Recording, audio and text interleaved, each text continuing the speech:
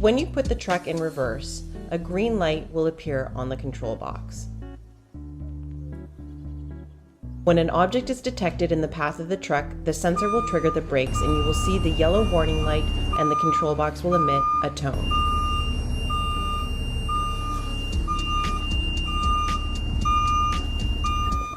To override the braking system, press the off button.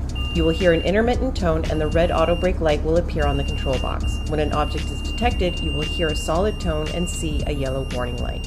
Okay, the question that I get asked a lot is, what if I'm in a cul-de-sac, or what if I have to maneuver the vehicle in a really tight area, maybe do like a 6-point turn just so you can turn this enormous truck around to get back out the way that you came in?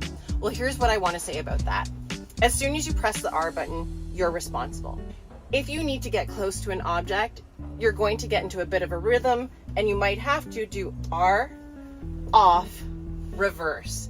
As soon as you hit that drive button again, you go forward, the system is reactivated. When you press reverse and back up, the auto brake feature should be on, unless you go reverse, off, back up.